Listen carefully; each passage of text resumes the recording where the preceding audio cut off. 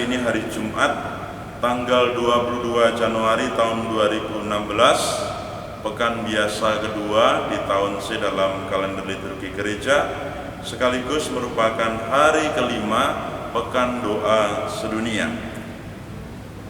Yesus hari ini memilih para muridnya yang kemudian akan disebut sebagai rasul.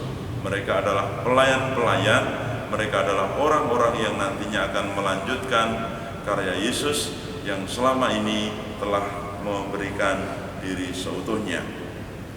Ada dua hal penting, saudara sekalian, yang ingin saya renungkan dalam bacaan Injil hari ini. Pertama, sebelum Yesus memilih para muridnya, Yesus naik ke gunung.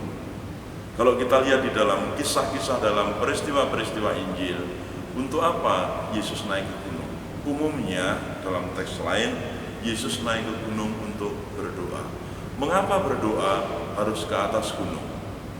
Ini dilatar belakangi oleh sebuah teologi kuno, yakni bahwa Tuhan itu berada di surga. Surga dalam bahasa Latin disebut Shalom.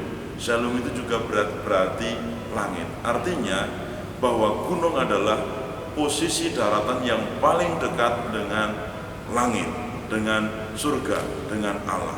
Poin dasarnya adalah doa itu adalah mendorong kita bagaimana supaya orang semakin dekat dengan Allah. Dan inilah yang dilakukan oleh Yesus sebelum memilih para muridnya. Sebuah pilihan karya besar yang dilakukan oleh Yesus. Menjadi pertanyaan bagi kita sekalian, saudara sekalian, sejauh mana kita selama ini apabila hendak melakukan sesuatu atau bahkan hal yang besar, kita sungguh-sungguh mendasarkan keputusan kita itu atas kedekatan relasi kita dengan Allah, sehingga kita sungguh-sungguh mendengarkan suara Allah di dalam nurani kita. Sangat penting bagi kita sekalian untuk membangun kedekatan relasi ini sebelum kita melakukan hal-hal yang besar. Ada banyak keputusan besar dalam kehidupan kita. Keputusan untuk sekolah, keputusan untuk menentukan cita-cita hidup, keputusan untuk menikah dengan siapa, keputusan untuk yang lain-lainnya. Pertanyaannya, sejauh mana kita mendasari melibatkan Allah dalam keputusan-keputusan itu?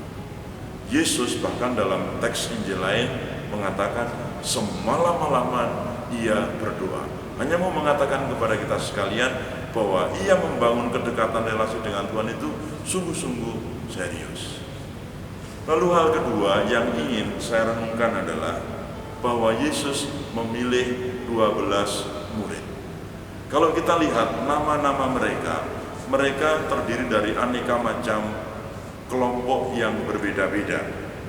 Dari tingkat pendidikan, dari pekerjaan, latar belakang keluarga, ekonomi, dan lain sebagainya. Bahkan juga saudara sekalian, sebenarnya banyak dari mereka sebenarnya tidak mungkin untuk disatukan. Tetapi menarik bahwa oleh Yesus mereka dipersatukan. Apa yang membuat mereka itu bisa dipersatukan? Tentunya yang pertama adalah karena mereka mau mengikuti kehendak Yesus. Mereka mau dibentuk oleh Yesus. Keterbukaan untuk dididik oleh Yesus itulah menjadi kata kunci persatuan aneka macam perbedaan itu. Para saudara yang terkasih, kalau Yesus mampu mempersatukan para muridnya yang berbeda-beda dari aneka macam hal, bagaimana dengan kehidupan kita sebagai murid-murid Yesus? Apakah kita juga bisa saling menerima perbedaan satu dengan yang lain? Perbedaan adalah sesuatu yang dikehendaki oleh Allah.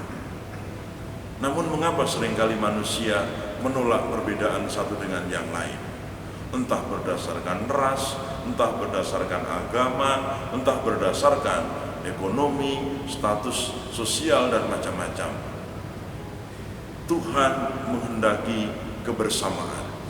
Tuhan menghendaki situasi yang berbeda-beda itu dipersatukan. Dan yang bisa mempersatukan itu adalah tatkala di hati manusia itu mau terbuka terhadap saudara-saudaranya. Para murid itu mau dibentuk, dididik oleh Yesus, mau menerima satu dengan yang lain. Apakah kita juga mau membuka hati, membuka diri untuk dibentuk Allah, sehingga kita mau bisa menerima satu terhadap yang lain? Saudara-saudara terkasih, berbeda itu indah. Selamat menikmati keberbedaan di dalam keharmonisan kasih.